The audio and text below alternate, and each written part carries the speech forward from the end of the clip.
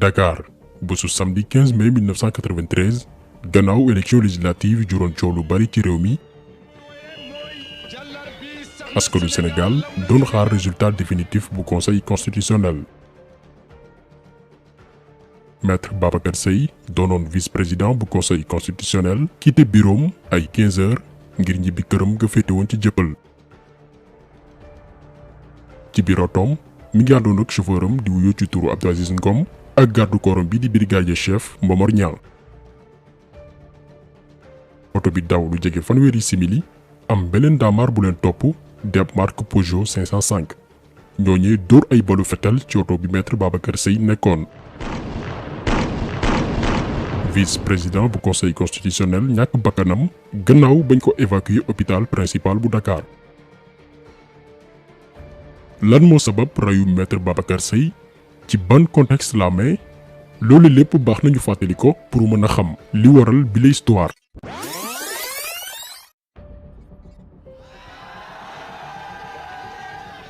deful benn bilan depuis de la campagne électorale ba léegi Abdou Diouf deful benn bilan. ñoo ngi jóge woon ci élection présidentielle yu 21 février 1993. jëm ca lamb ja di bàkku jóge ca lamb ja di bàkku ko gën. maa ngi gërëm sénégalais yépp góor ak jigéen mag ak ndaw maa ngi gërëm surtout. Abdou Diouf gagné ko ci kanamu Abdoulaye Wade. ñi ngi may ñaanal di ma wàccal kamil di ñaanal Sénégal ndax jàmm am fii ndax changement. moom Abdou Diouf amoon lu toll ci 58,4%. Abdoulaye Wade topp ci am 32%. mais dafa bari woon ay njuuj njaaj ci boobu élection présidentielle. dëkk bi naroon tàkk Abdoulaye Wade ne jeunes yi ko toppoon ak ay militants am nañu bàyyi mu jàll donte Abdou Diouf sàcc na élection yi ba gagné premier tour. moom Abdoulaye Wade ne ay militants am nañ ko xaar ci élection législative yi dinañ am majorité assemblée nationale te bu boobaa day mel ni ñoo jiite réew mi. ñu dem ci élection législative yu 9 mai 1993 nguuru Abdou Diouf jiital ci seeni liste Habib Thiam doonoon jëwriñ ku njëkk ci jamono jooju Ousmane Tanor Dieng ñu teg ko ci bopp directoire campagne bu PS mais newul woon ci benn liste. parti démocratique sénégalais ci seen wet nekkoon leader opposition bi jiital seen ponkal yépp muy Abdoulaye Wade Boubacar Sall Ousmane Ngom ak Marcel Bassène. mais problème mu élection législative yooyu noonu mooy Abdou Diouf donte modifié nañ code électoral bi ba am ci déggoo dafa defaat yeneen njuuj njaaj parce que bureau de vote yu mu gagné woon yu bari dañ ko waroon annuler ndax da ngay dem ci benn bureau de vote par exemple ñu ne parti socialiste am na fa 1000 voix alors que ci bureau boobu noonu doomi aadama yi fa war a voté matuñ sax 800 électeurs te bu ñu annuler bureau yooyu noonu Abdoulaye Wade mooy gagné maanaam am majorité assemblée nationale.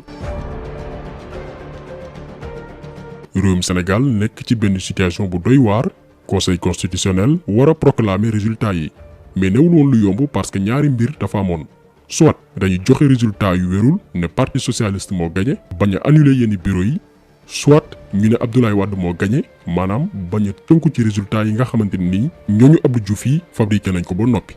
conseil constitutionnel nekk comme ni ko tubaab di waxee entre le marteau et l'enclume siggi dee sëgg dee comme ni ko ndem si yàlla si Sidi Lamine Niass doon waxee. ci fàttali entre temps maanaam balaa élection législative yi Kéba Mbaye présenté woon na li nga xamante ni mooy démission am le 2 mars 1993 parce que xajul woon ci yenn yi ki ko remplacé woon di Youssoufa Ndiaye nekkoon premier président bu cour de cassation fii ci Sénégal.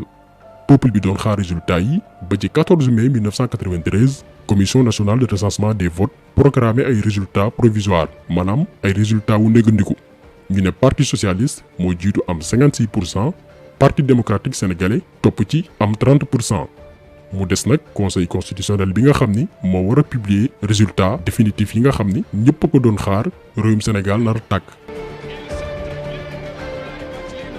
le 15 mai 1993 maanaam bi commission nationale de recensement des votes publier résultat provisoire yi ba ca ëllëg sa gars yi di xaar conseil constitutionnel ndax dañuy annuler bureau de vote yi Abdou Diouf gagné te jaarul yoon su ko defee maître Wade gagné. wala conseil constitutionnel day dëggal résultat yi nga xamante ni commission nationale de recensement des votes joxe na ko période boobu nag nit ñi doon xaar maître Babacar Seye bi nga xamante ni membre la maanaam mooy vice-président conseil constitutionnel bi war a publier résultats yi quitté bureau gannaaw ba ñu amalee réunion ci boobee conseil mu doon ñibbi këram ca quartier bi di Jëppal mu nekkoon ci ab véhicule de fonction R25 moom ak chauffeur am bi wuyoo ci turu Abdou Aziz Ngom ak brigadier chef de police bii di Momar Niang bi nga xam ni moo doon wattu kaaraangeem mais bi ñu yegsee ci corniche ouest bi précisément ci intersection avenue Martin Luther King ak rue des Ambassadeurs benn auto Peugeot 505 dogaale leen tiré seen kaw ay balu fetel.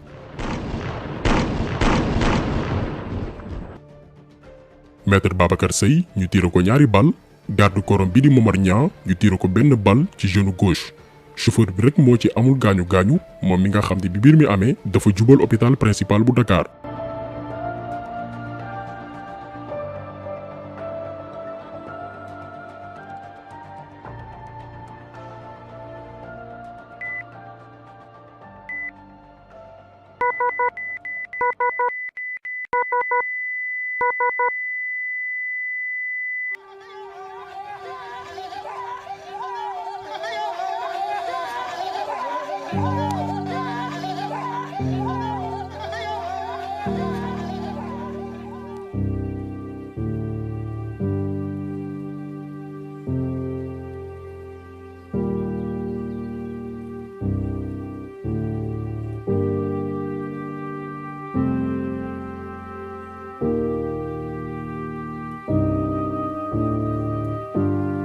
si ngoon si lañu xamal askanu Sénégal maître Babacar Seye ñàkk na bakkanam yàlla suuf woyof si kawam.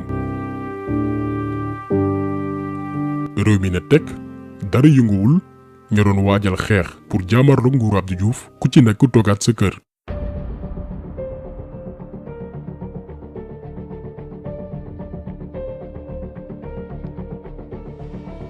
bi mbir mi amee ci saas yi la ay takk der jubali kër maître Abdoulaye Wade ne mooy premier suspect maanaam ki ji njëkk a joxoñ baaraamu tuuma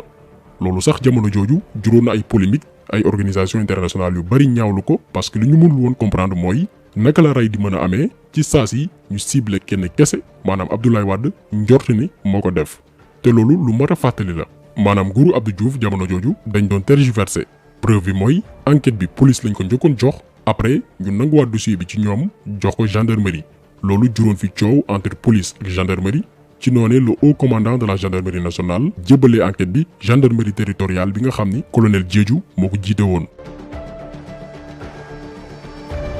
gannaaw loolu comme niñ ko waxee sànq ñu ciblé ay militants wu PDS njort ni ñoom ñoo ko def gannaaw ba ñu tegee loxo maître Abdoulaye Wade déglu nañu itam soxnaam muy Viviane Wade ca ëllëg sa maanaam dimanche 16 mai 1993 ñu arrêté directeur de campagne Abdoulaye Wade jamono jooju nekkoon Ousmane Ngom arrêté aussi Jean-Paul Diaz ak Pape Samba Mboup bi nga xam ni moo nekkoon chef de protocole maître Wade. gaa yëpp man ñu dem dénkaane ma Garba Arsenal port ba foofu Garba am na benn brigade foofu foofu lañ may yóbbu mu gis benn camion ñëw gaa yi naan cëp daal di wàcc nekk am na ku jaar sama ginnaaw ni may wax rek tey sama loxo rek daal di ma yeew daal di bande say bët waaw daal di ma jël dugal ma si kii bi oto bi xaw ma ñu nekk si biir nekkate Lamine Faye sax mu ngi woon si biir parce que nee na ma maa ngi woon si biir oto bi di wër oto bi di wër oto bi di wër oto bi di wër xam ma fu ma nekk ñu ma kii dañu egg fenn ñu ne chef ça va ñu daal di arrêté ñu tëral ma ñuy gas jël paaka ñu qui a tué Babacar Seye ma ne ko je ne sais pas qui a tué Babacar Seye di yuuxu nag maa ngi doon yuuxu. yeneen i militants yi itam fekkoon nañ leen siège yu PDS wala seen kër jàpp leen ñu placé leen en garde à vue pour mën a xam ñen ñoo rey maître Babacar Seye. gendarmerie wéyal seen investigation ba ñu dem ba xam ñi ne woon ci oto bi toppoon maître Babacar Seye ba jël bakkanam ñu joxoñooñ baaraamu tuuma ñetti doomi aadama muy Clédor Sène Pape Ibrahima Diakhaté ak ku ñuy woowe Assane Diop te biñ leen jàppee ñoom weddi wuñu woon ni ñoo newoon ci Peugeot 505 bi nga xam ni moo toppoon oto maître Babacar Seye. biñ leen tegee loxo nag li waa gendarmerie njëkk a laaj mooy doomi aadama yooyu ñooy kan lan mooy seen profil ñu koy woowee ci wàllum yoon enquête de personnalité bi ñu defee enquête bi ñu seetlu que ni ci ñoom ñett mennam Clédor Sène moo ci def njàng mu sori Assane Diop moom def na service militaire mais enquête bi li mu fësal mooy jotoon nañ ko tëj lu toll ci juróomi atu kaso pour détournement de deniers publics. Pape Ibrahima Diakhaté moom itam def na service militaire mais dañ ko dàqoon ndax doxalin bu jaarul yoon ci biir l'armée bi. après loolu itam def nañ enquête ci ñoom ñett ndax est-ce que am nañ xaalis bu leen may ñu jënd oto bay topp ab vice-président bu conseil constitutionnel mais seetlu bi mooy ñoom ñett ñëpp kenn amu ci moyen maanaam am na ku ne seen ginnaaw ku leen jébbal oto bi ngir ñu def jëf ji. gannaaw loolu itam defal nañ leen ñoom ñett li ñuy woowe examen médico-psychologique te ba ñu noppee ci boobu examen li ñu fësal mooy ñoom ñett ñëpp dara jotu leen ci wàllum xel noppi nañ pour dëkku bépp daan maanaam yoon mën na leen topp ci noonee la leen toppee di leen enquête di teg seen ndodd li ñuy woowe complot ak assassinat jëmm ji di maître Babacar Seye ñu doon risquer peine de mort parce que jamono jooju ci suñuy loi Sénégal ku rey doomi aadama dañ la war a rey.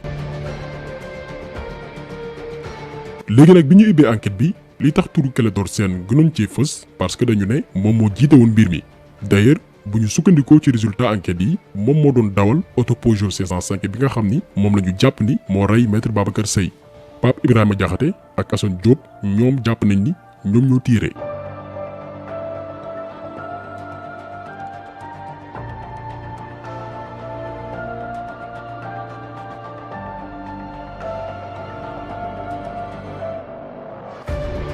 léegi nag bi ñu leen doon déglu di leen laaj question bi moo nekkoon ñan ñoo leen yónni pour que ñu rey maître Babacar Seye moom Clédor Sène biñ ko laajee kan moo leen yónni pour que ngeen sàkkal pexe maître Babacar Seye li mu njëkk a wax mooy maître Abdoulaye Wade moo ko yónni ak yeneen membre parti démocratique sénégalais. après ñu dem ba ci biir ñu ne ku ñuy woowee Ahmed Diène moo leen ko sant ci recommandation ki fi ne woon premier ministre jamono jooju ci temps Abdou Diouf muy Habib Thiam te niñ ci jublu woon mooy dëkk bi na tekk kenn bañ a génn gannaaw bi Abdou Diouf sàccee élection législative yi. leneen aussi li ñu wax mooy biñ koy def newul woon pour rey maître Babacar Seye liñ ci jublu woon mooy def lu ñuy woowe simulation maanaam mel ni kuy rey mais jubluwuñ ci woon jël bakkan ba biñ leen di juger ñoom loolu la ñu mainteniroon ak seeni avocat maanaam mosuñu tiire ci kaw maître Babacar Seye ak ñi mu àndal. loolee lépp daan ci ñëw ak li expertise balistique bi fësal lii lépp nag ay xibaar la yoo xamante nii ñu ngi ko rootee ci ay rapport yoo xam ni ay organisation internationale yu ci mel ni Amnesty International ak commission internationale des juristes ñoo ko def ñoom ñi nga xam ni suivre nañ dossier maître Babacar Seye ca njëlbeen ba ni muy jeexee parce que bi ñuy gëstu ci mbir mi bëgguñu woon rek sukkandiku ci ay nettali mais ay rapportu enquête yoo xamante ni yu wér na ak ñëpp ñi nga xamante ni tuumaal na leen ci ku ci nekk la nga wax bañ la tegee loxo. léegi nag bi ñu leen jàppee moom Clédor Sène ak Pape Ibrahima Diakhaté ak Assane Diop beneen mbir bi enquêteurs yi bëggoon a xam mooy arme bi nga xamante ni yoroon nañ ko kan moo leen ko jox fu ñu ko jëlee biñ leen ko laajee nag ñu joxe turu benn membre PDS buy wuyoo ci turu Modou Ka ne moom moo jënd arme bi ci kër sëriñ bi. après gendarmerie di wër Modou Ka parce que Modou Ka moom bi mbir yi xewee dafa dawee këram Grand Médine daw làqu Géejawaay période boobu noonu ñu ngi doon déglu maître Abdoulaye Wade ak yeneen membre PDS. moom Modou Ka bi mu demee ba dégg ni ñi ngi commencé bàyyi ay militants PDS parce que amuñu benn preuve bi ñu leen di toppee ci la demee jébal boppam commissariat police bu Géejawaay ñu teg ko loxo di xaar procès bi mais bu ñu sukkandikoo ci Pape Ibrahima Diakhaté bi nga xam ne ci mbir mi la bokkoon nee na arme bi Samuel Sarr moo ko moomoon. ñun ñoo àndoon maître Khoureyssi Ba xam na si lu bëri maître Khoureyssi Ba moo njëkk a nekk suñu avocat xam na si lu bëri. su ma la jóomul arme bi nga xam ne moo ko rey arme Samuel la arme boobu Samuel moo ko moomoon ñi si wax ñu si bëri xam nañu Omar Ndiaye bu témoin Omar Ndiaye def naa xam nga ko journaliste moom affaire yi xam na si lu bëri mais pas xam na moom nu mu demee affaire yi si bëri xam na nu mu demee quoi ni mu débuté boo xam na parce que ñun xamante ni. d'ailleurs loolu moo taxoon ñu tegoon loxo Samuel Sarr jamono jooju avant ñu koy bàyyi parce que kenn mënul woon gis arme bi. jàppoon nañ aussi ku ñuy woowee Mody Sy turam ñu bari dégg nañ ko ci réew mi moom tamit bokkoon ci parti démocratique sénégalais ñu tegoon ci ndoddam ay tuuma yoo xamante ni nee nañ moo yabaloon ñoom Clédor ci vidéo bii nii moom Mody Sy di expliquer niñ ko doon torturer ci kaso bi pour que mu wax li mu xam ci mbir mi. C'est Dieu qui m'a aidé parce que ce que j'ai vécu comme on appelle comme torture, comme violence, un jour. Quand ils ont vu qu'ils ne pouvaient rien puiser de moi, fii muy expliquer moom moo di si que dañoo takkoon bëtam yi jaarloo ko ci ay yoon yu wuute pour gëlëmal ko laataa ñu koy yóbbu ci géeju yaraax ci ay xaaju guddi ne ko nag tey di nga wax mu tontu leen ni duma wax lu ëpp lu ma jotoon wax laalewuma dara ak deewu maître Babacar Seye gars yi gas bu mu xóot sulu yaram bi yépp bàyyi bopp bi mu génn di ko laaj kan moo nekk ci cerveau wu rayu maître Babacar Seye parce que moom dafa jege woon maître Abdoulaye Wade gars yi na ko waxal après dinañ la bàyyi nga ñibbi sa kër mais moom moo di si maintenir li mu doon wax ne moom xamul ci mbir mi dara gars yi di tibb ay peelu suuf di sànni si kanam gi pour que bu sonnee mu wax mais ba tey mu téye fi mu téye ne xamul ci mbir mi dara. keneen nit ku jigéen ku ñu woowee Ramata Gueye moom itam placé woon nañ ko en garde à vue laataa ñu koy yóbbu gendarmerie bu Thiès moom nag li ñu ko doon toppee mooy nee nañ dafa xam bërëb bi nga xamante nii Pape Ibrahima Diakhaté fa la nëbb arme bi ñu reyee maître Babacar Seye ci rapport Amnesty International bii nii organisation bi di wone torture yi nga xamante ni takk der yi doon nañ ko torturer ndaw si pour que mu wax fan la ñu nëbb arme bi ñu reyee maître Babacar Seye mu nekkoon dossier boo xamante nii dafa compliqué woon trop lu ëpp fukki doomi aadama ñu déglu woon leen ci mbir mi parce que bu weesoo Clédor Sène Pape Ibrahima Diakhaté Assane Diop Abdoulaye Wade ak yeneen leaderu PDS tegoon nañ loxo aussi ki nga xam ne mooy Serigne Moustapha Sy parce que moom dafa ne woon xam na ñi làkku ci ginnaaw reyu maître Babacar Seye loolee taxoon ñu tegoon ko loxo mais ñoom ñëpp finalement libéré nañ leen parce que chambre d'accusation dafa jàppoon ni charge yi nga xamante ni tegoon nañ ko seen kaw doyul pour que ñu téye leen ci kaso bi ñoo ngi fàttaliku fii discours bi nga xamante ni maître Abdoulaye Wade teniroon na ko. Qui m'accuse d'assassinat alors qu'il sait pertinemment que les responsables sont autour de lui et qu'en empêchant le juge d'instruction d'entendre toutes les personnes indiquées par l'arrêt de la chambre d'accusation, il commet un crime d'entrave à la justice qui, dans toute démocratie digne de ce nom, aurait conduit immédiatement le président coupable de ce forfait devant la haute cour de justice. fii maître Wade di joxoñ baaraamu tuuma nguuru Abdou Diouf bi koy jiiñ reyu maître Babacar Seye maître Abdoulaye Wade di leen wax ni xam ngeen bu baax yéen a rey maître Babacar Seye loolu moo tax ngeen lànk ne juge d'instruction bi bu mu déglu ñi leen wër te impliqué wu directement ci reyu maître Babacar Seye moom maître Wade di joxoñ Abdou Diouf naan ko da ngaa commettre crime bu rëy parce que yow yaay véritable coupable li nga xamante ni am na. léegi nag lan moo tax maître Abdoulaye Wade ne nguuru Abdou Diouf ñoo rey maître Babacar Seye benn bi mooy mbir mi dafa xew automatiquement premier ministre Habib Thiam profito def sortie sans que mu xaar takk der yi commencé enquête bi ñaareel bi mooy dañu arrêté woon benn waay ñu ne moom mooy Assane Diop ndekete yoo dañoo juumoon du moom ñetteel bi di nguur gi ci tayeef dafa jaxase police ak gendarmerie gannaaw bu mu jëlee dossier bi ci ñii jébbal ko ñeneen loolee jur mer diggante ñaari koor yi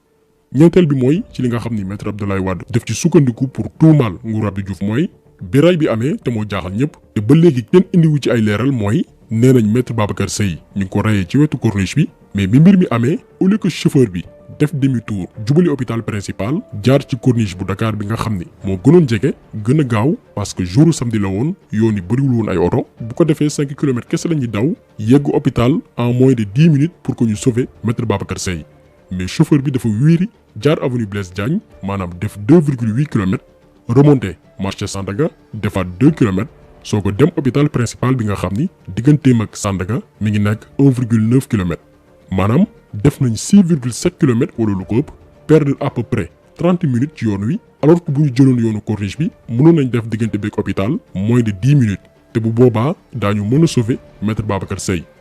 loolee tax maître Abdoulaye Wade ne gars yi ñoo tay rey maître Babacar Seye dem sax ba ne ci yoon wi lañ ko rayee d'ailleurs argument boobu noonu bokkoon na ci lu sauver maître Wade ak i ñoñom mu des ci kaso bi Clédor Sène Pape Ibrahima Diakhaté ak Assane Diop yi nga xam ni seen procès ñu ngi ko teniroon lundi 26 septembre 1994 jàpp vendredi 30 septembre ci même at bi mais ci période procès bi dafa am lenn lu ci tey xel te loolu Amnesty International bind na ko ci rapport bi nga xamante ni fësal nañ ko ci procès maître Babacar Seye li leen jaaxal mooy avocat wu ñoom Clédor Sène ak partie civile bi dañu sàkk woon li ñuy wooyee complément d'information maanaam ñu def reconstitution générale des faits ci deewu maître Babacar Seye pour xam ni complot bi amee maanaam ñu ko nas ba bés biñ koy rey lépp ñu tegaat ko ci table bi defaat beneen expertise balistique maanaam fan la arme bi jógee ak melokaanam mais loolu lépp chambre d'accusation bi dafa bañ ne duñ ko def parce que da leen di perdre le temps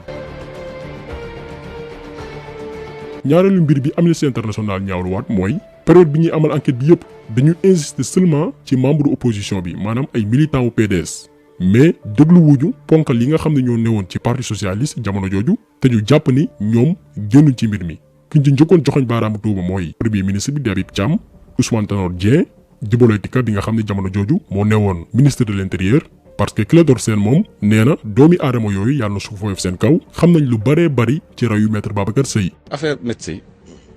ñi ci xam dara dëgg doo leen mës a dégg ñuy wax wala boog seen wax du ci bëri est-ce que di ngay dégg seetlu Tanor di ci wax lu bëri est-ce que di ngay seetlu Djibo Ka di ci wax lu bëri moo nekkoon ministre de l'intérieur Tanor il était à la présidence lu xew ci dëkk bi ñoom xam nañ ko. Madiang Khary Dieng bi téye woon bal bi télé naan mu ngi nii foo koy dégg. Madiang Khary Dieng ministre ex ministre foo leen di dégg ñooñu duñ ci wax dara Djibo Ka daal moo ci mujjee wax bi Abdou Diouf ñëwee ci OCI bi. francophonie bi plutôt te kontaanul woon ci livre bi mu bindoon maa ngi dégg mu naan ko bu matul dina wax li mu xam ci dossier médecin. di ko menacé kan moo doon wax loolu Djibo Ka moo doon menacé Abdou Diouf moo doon menacé Abdou Diouf ci affaire médecin man loolu jaaxal na ma lool. mais doomi aadama yooyu mu lim ba nit ñi génne àdduna kenn dégluwu leen ci mbir mi Ahmed Diène daal la ñu déglu woon ci procès bi ak Mamadou Diop bi ne woon maire bu Dakar ak ki ne woon directeur de cabinet Djibo Ka ci jamonoy Abdou Diouf. ci bisu procès bi nag Clédor Sène Pape Ibrahima Diakhaté ak Assane Diop amoon nañ lu toll ci fukki avocat ak ñaar yi nga xam ni ñoo leen waroon défendre ñu ràññee woon ci maître Madické Niang waaye itam amoon na sax beneen avocat bu leen doon défendre boo xam ni Bordeaux la jógee woon pour layal leen. Pape Ibrahima Diakhaté bokkoon ci accusé yi di expliquer fii naka la ñu def ba am yooyu avocat. mais attends dama la fàtte wax ñun bi ñuy jugé est-ce que xam nga ñu ñaata avocat la ñu am xëy na peut-être boobu mooy loolu quoi da ngay gën nekk tout tànk xam nga mais bi ñuy jugé amoon nañu ay avocats yu jógee France ay ñoom Madické ma soxna kan Bigile Fall bëri woon nañu mais ñun kan moo leen fay ñun fay ñu leen de. kan moo leen fay avocat bi jóge France ku ko fay mais ñun fayuñu ko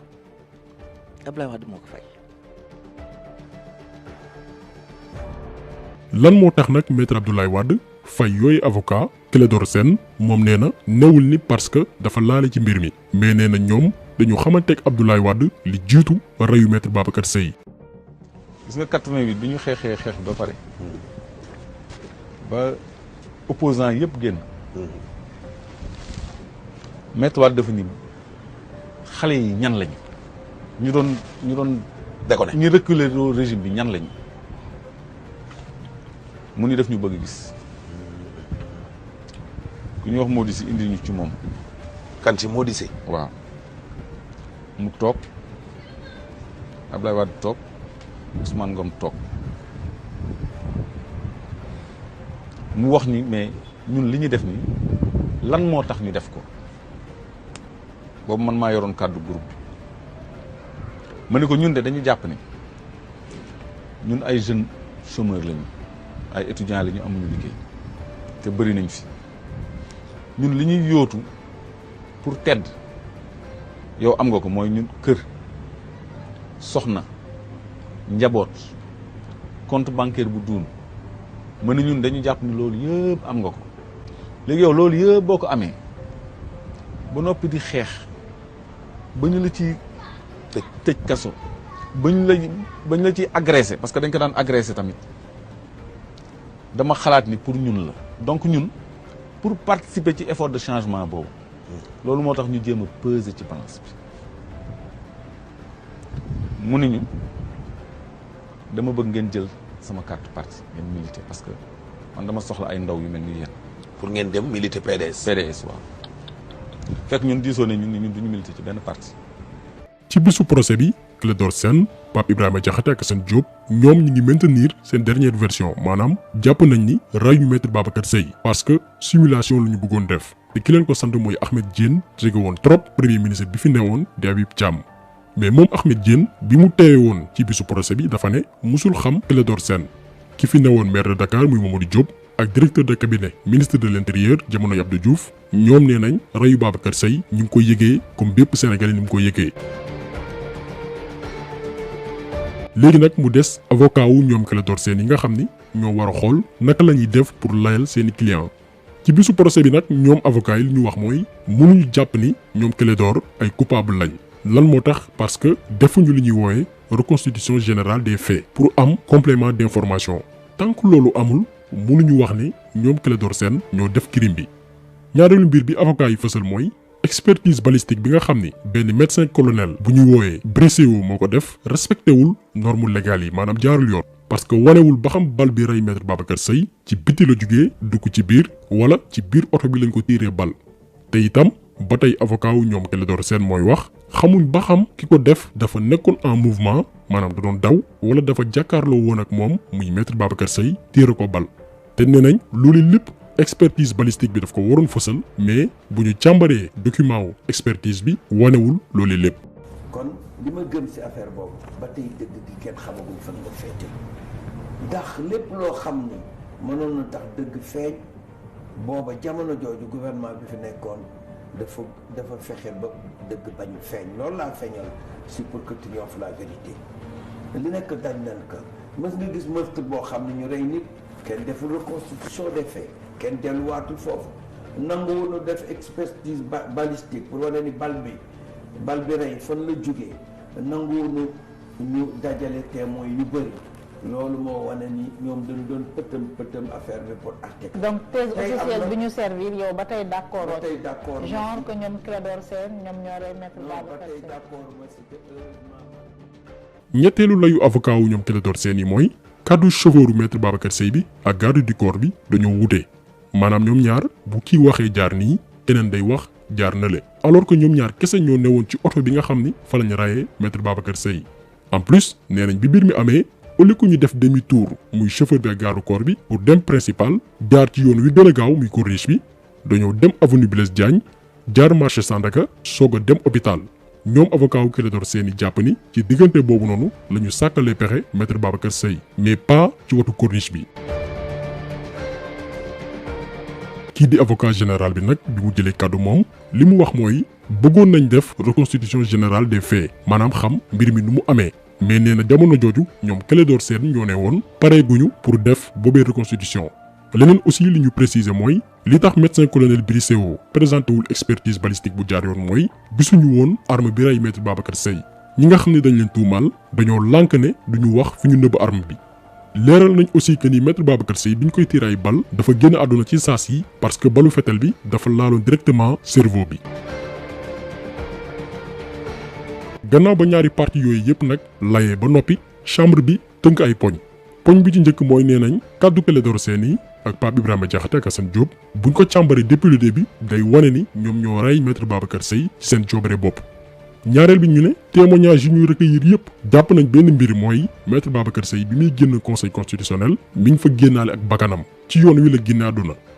ñetteel bi ñu ne bu fekkoon ni ñoom Clédor Sène dañu bëggoon def lu ñuy woowee simulation maanaam jóguñ woon pour rey loolee du toj vitre oto bi maître Babacar Seye duggoon dem sax bay blessé garde corps bi. ñeenteel bi ñu ne lan moo tax xamuñu ñan ñoo yebal ña rey maître Babacar Seye mooy Clédor Sène moo maintenir li nga xam ne mooy mystère bi maanaam bañ a wax. juróomeelu poñ bi ñu sàkku ñu bàyyi ki ñu woowee Modou Ka bi ñu ne woon moo jënd arme bi kër sëriñ bi parce que Clédor Sène moo ko tuddoon taxaloon ko ci mbir mi moom Clédor Sène moo wëlbatikuwaat ne Modou Ka yoonam nekku si. gannaaw bu ñu tënkee poñ yooyu avocat général bi sàkku ñu teg seen kaw li nga xam ni yoon santaane na ko ci noonee lañ leen déclaré coupable complot ak rayu maître Babacar Seye. Clédor Sène ñu teg ci kawam ñaar fukki atu kaso maanaam 20 ans de prison Pape Ibrahima Diakhaté ak Assane Diop ku ci nekk ñu daan ko 18 ans d'emprisonnement maanaam fukki atu kaso ak juróom-ñett Modou Ka moom ñu bàyyi ko toppee duñ ko dara. 3 avril 2000, Maître Abdoulaye Wade reçoit les attributs du pouvoir des mains de son prédécesseur Abdou Diouf après 26 ans de lutte. Le nouveau président de la République à qui est entièrement dévolue la définition de la politique de la nation présente aux Sénégalais sa vision du développement. Élection présidentielle yu 2000 yi jot Abdoulaye Wade ñu fal ko président de la République du Sénégal ñaari at lañ ci teg moom Abdoulaye Wade maanaam en janvier 2002 mu libéré Clédor Sène Pape Ibrahima Diakhaté ak Assane Diop. En 2005 député PDS bii di wuyoo ci turu Ibrahima Isidore Ezan dugal assemblée nationale benn projet de loi mooy loi Ezan bi ngeen di dégg saa su ne objectif loi boobu nag moo nekkoon dindi bépp infraction maanaam bépp ñaawteef bu doomi aadama def diggante 1er janvier 1983 jàpp 31 décembre 2004 te jëf yooyee laaleeg élection wala leneen lu nduroog politique moo xam ñu jugé ñi ko def wala atteguñ leen loolu di article 1 loi boobu noonu. bu ñu demee ci article 2 bi ñu ne loi bi day dindi bépp daan bu ñu tegoon ci kaw doomi aadama yi nga xam ni dañoo laaleeg dossier wu maître Babacar Seye moo xam ñu jugé leen ba pare wala jugé guñ leen ñu proposé loi bi assemblée nationale mu jàll. loolu moo tax ñu amnistier Clédor Sène Pape Ibrahima Diakhaté ak Assane Diop kenn toppeetu leen dara ñu setal leen ci wàllum yoon. ñun Abdou Diouf moo ñu naroon njëkk a amnistier. Abdou Diouf. wallaahi. ah bon waaw 96. parce que dañu waroon a bokk loi d'amnistie ak rebelu Casamance mais Abbé Diamacoune moo yàq loolu parce que fu woon def déclaration ñu jox ko télé bi benn mois de décembre mu wax waxu indépendance Abdou Diouf génn ci affaire bi man amul benn gouvernement bu ñu mënoon a téye en prison gis nga même opposition bi wax ay Amath Dansokho yooyu ñoom bu ñu nekkoon président dañuy bàyyi te loolu bu leeroon ne ñun la kon kenn waxatu ko yow mës nga gis ku rey institution bi gën a kawe institution judiciaire bi gën a kawe mooy conseil constitutionnel nga rey vice président bi ñu war la àtte ñan ñoo lay àtte ay magistrat ne moom ay mbokkam yow mënoo sax am perpétuité yéen a ngi sur cour d'assises yi du ngeen ci dégg ñu tëj ay perpétuité ñooñu rey ñu magistrat ah lu day ni république li ko représenté institution judiciaire ñu porté ko atteinte à ce niveau là nga jàkkaarloog ñi nga désigné comme coupable te boobu y avait la peine de mort c'était pas encore aboli Abdoulaye Wade moo abolir peine de mort amuñu peine de mort amuñu perpétuité ñuy wax circonstance atténuante ñu ne bëgguñu circonstance atténuante mais dafa am leneen lu waraloon procès bi donc ñàkk leer googu moo fi ne ba tey. boobaak léegi nag pënd bi wureegul ci dossier wu maître Babacar Seye parce que problème bi gën a rëy ci mbir mi mooy xamuñu ba léegi ñan ñoo yebal ñi rey maître Babacar Seye loolu ëlëm njabootam ëlëm itam xelu sénégalais yi te ba tey ñëpp ngi sàkku mu leer. am na ñoo xamante ni nag doon nañ ci dox ay tànk di ko jéem a lijjanti mais la leen ca fekk neexu leen Talla Sylla ci la bokk loolee sababoon ñu dóoroon ko ay marto ba waxatul lu ci jëm. moo tax man la le fait que procès amul tax na lu bëri xamuñu ko c'est parce que j'ai mené une enquête depuis des années yu bëri avant même la première alternance j'ai mené une enquête sur l'affaire maître Babacar Seye qui m'a poussé même à aller en prison dama dem prison uniquement pour jege ñañ fa dugaloon ndax loolu nekk naa fi prison Rebeuss maa def li tax ñu yóbbu ñu ma fa bi ma demee ba ñu condamné ma dese 1 mois man def naa li tax ñu yóbbu ma ñu jëlee ma Rebeuss yóbbu ma Camp pénal parce que 5 mois yi ma fa defee dama sonal régisseur bi te loolu c'était pour jour bu ma décidé ñu yóbbu ma fële daañ ma ko yóbbu loolu yëpp maa ko def ci sama enquête la bokkoon maintenant ñi ko waroon a xam nañ ko bañ ko xamee te xam ne man am naa sañ-sañu li ma bëgg a wax ma wax ko te su ma ko waxee dina indi leneen loola moo waral loolu les gendarmes yi doon mën a enquête bi xam nañ loolu ñi nga xam ne ki nga xam ne moo doon doyen des juges à l'époque doon mën a enquête xam na loolu defe naa ne bi mu demee ba aboutir à peu près ci même conclusion yi que gendarme yi dañ ko yóbbu Burkina Faso. ñi nga xam ne teg na leen tuuma muy Clédor Sène Pape Ibrahima Diakhaté ak Assane Diop gannaaw bañ leen libéré seeni yoon dafa wuute Assane Diop moom génn na àdduna gannaaw ba mu amee ay lakk-lakk ci benn gaz bu explosé woon Clédor Sène ak Pape Ibrahima Diakhaté ñoom seen diggante neexatul parce que Pape Ibrahima Diakhaté moom dafa jàpp ni Clédor Sène day chantage maître Wade donte moom Clédor Sène weddi na ko ba mu set. Clédor fay nañ ko appartement li may wax nii yoon am na ci bu dul dégg na porte plainte man am naa xam naa li may am naa preuve li may xam naa ko quoi te doful on l'a donné beaucoup d'argent aussi doon na fi temps yu El Hadj Diouf boo seetlu El Hadj Diouf yónnoon na fi benn 2002 oto bu ñu coow quoi xam nga ban rangeur la c'est pas mais moment boobu mu koy benn rangeur bi jël xaalis bu cher jël xaalis. kon ñu riche kon ñu am ay kër ay immeuble kon ñu riche. kon ne xaalis boobu ñu doon wax amul. ñun amul non amul ñun mënuñu sax jot ci Ablaye Wade bi ngeen génnee. bi ñu génnee musuñu toog ak Ablaye Wade. ah bon. wallahi al azim. moom Clédor Sène ne bañul ñu ubbiwaat dossier bi pour mbir mi leer. dafa dul lu ndaw. affaire du médecin bi. dafa am lu ñu sele ci kaw. léegi maa ngi leen di ñaan ñoom majorité parlementaire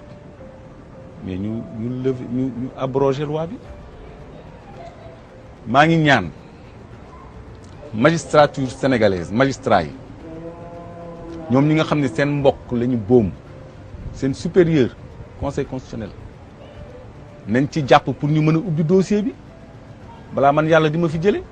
ndax mu leer ndax maa ngi nii léegi fu ñu ma woo mu ñaari institution yooyu judiciaire ak parlementaire lillaahi wa rasulihi nañu boole seen doole ñu yëkkati mbir mi mu leer. ak lu mënti am njabootu maître Babacar Seye ñoom ñi ngi xaar ba léegi yoon leeral dossier wu seeni waajur te ñun jàpp nañ ni mooy li war ndax benn newlu woon n'importe qui ci réew mi ñaareel bi mooy liggéeyal na Sénégal ci ngor ak dignité ba li ko dal fekk ko ci naam ñi ngi sax di ñaan suñu borom xare ko àjjana te am nañ ci yaakaar mais li ñuy ndëppal nañ ko sulli ngir ay doomam wala ay sëtam mën a am jàmm ci mbir mi. parce que comme ni ngeen ko suivre ñenn kese la ñu toppoon ci mbir mi mooy ñi ñu jàpp ni ñoo amal ray bi mais ñan ñoo leen yabal ku ci nekk mën nga ci def sa jàngatu bopp mais yoon daf ko war a statuer mu leer naññi te loolu la bépp sénégalais di sàkku ba léegi donc ñu ngi leen di gërëm di leen jaajëfal di leen dig daje beneen yoon ci beneen jàngat jaa ngeen jëf.